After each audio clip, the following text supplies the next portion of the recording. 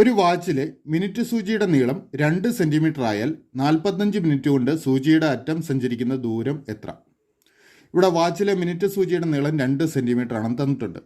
45 minute കൊണ്ട് ഈ സൂചിയുടെ അഗ്രം സഞ്ചരിക്കുന്ന ദൂരം കണ്ടുപിടിക്കണം. ഓർക്കുക, നമുക്കൊരു ഡയഗ്രാം വരച്ചു കഴിഞ്ഞാൽ നോക്കുക. അപ്പോൾ ഇതാണ് വാച്ചിലെ മിനിറ്റ് സൂചി എന്ന് കരുതുക. ഇതിൻ്റെ നീളമാണ് 2 സെൻറ്റിമീറ്റർ. വാച്ചിലെ മിനിറ്റ് സൂചിയുടെ അഗ്രം വൃത്താകൃതിയിലായിരിക്കുമല്ലോ സഞ്ചരിക്കുക. അഗ്രം വൃത്താകൃതിയിലാണ് സഞ്ചരിക്കുക. അപ്പോൾ 1 മണിക്കൂർ അല്ലെങ്കിൽ 60 മിനിറ്റ് കൊണ്ട് ഇതൊരു വൃത്തം കംപ്ലീറ്റ് ചെയ്യും. അപ്പോൾ 60 മിനിറ്റ് കൊണ്ട് ഈ 2 സെൻറ്റിമീറ്റർ നീളമുള്ള സൂചിയുടെ അഗ്രം സഞ്ചരിക്കുന്ന ദൂരം കണ്ടുപിടിക്കുന്നതിനായിട്ട് 2 സെൻറ്റിമീറ്റർ ആരമുള്ള ഒരു വൃത്തത്തിൻ്റെ ചുറ്റളവ് കണ്ടുപിടിച്ചാൽ മതി. ഓർക്കുക, 60 മിനിറ്റ് കൊണ്ട് ഈ 2 സെൻറ്റിമീറ്റർ നീളമുള്ള സൂചിയുടെ അഗ്രം സഞ്ചരിക്കുന്ന ദൂരം കണ്ടുപിടിക്കാൻ 2 സെൻറ്റിമീറ്റർ ആരമുള്ള വൃത്തത്തിൻ്റെ ചുറ്റളവ് കാണുക. വൃത്തത്തിൻ്റെ ചുറ്റളവ് കാണാനുള്ള സൂത്രവാക്യം 2πr ആണ്. അപ്പോൾ 2π ഗുണം ആറിന് പകരം നമുക്ക് ആരം 2 കൊടുക്കാം.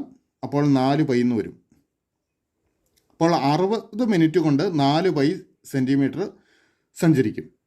അപ്പോൾ 45 മിനിറ്റ് കൊണ്ട് സഞ്ചരിക്കുന്ന ദൂരം കണ്ടുപിടിക്കാനായിട്ട് 4πയുടെ 60ൽ 45 ഭാഗം കാണുക. 4π ഗുണം 60ൽ 45. 45ഉം 60ഉം 15ൻ്റെ ഗുണിതങ്ങളാണ്. അപ്പോൾ 45നെ 60നെ 15 കൊണ്ട് ഹരിച്ചു കഴിഞ്ഞാൽ 45നെ 15 കൊണ്ട് ഹരിച്ചാൽ 3, 60നെ 15 കൊണ്ട് ഹരിച്ചാൽ 4. അപ്പോൾ ഈ ഛേദത്തിലെ 4 അംശത്തിലെ 4 നമുക്ക് ക്യാൻസൽ ചെയ്യാം. അപ്പോൾ പൈ ഗുണം 3 എന്ന് വരും, അല്ലെങ്കിൽ 3π എന്ന് കിട്ടും. പൈയുടെ വാല്യൂ നമുക്ക് 3.14 എന്ന് കൊടുക്കാം. അപ്പോൾ 3 ഗുണം 3.14 സമം 9.42 എന്ന് വരും. അപ്പോൾ 45 മിനിറ്റ് കൊണ്ട് സഞ്ചരിക്കുന്ന ദൂരം 9.42 സെൻറ്റിമീറ്റർ ആണ്. ശരി ഉത്തരം ഓപ്ഷൻ സി.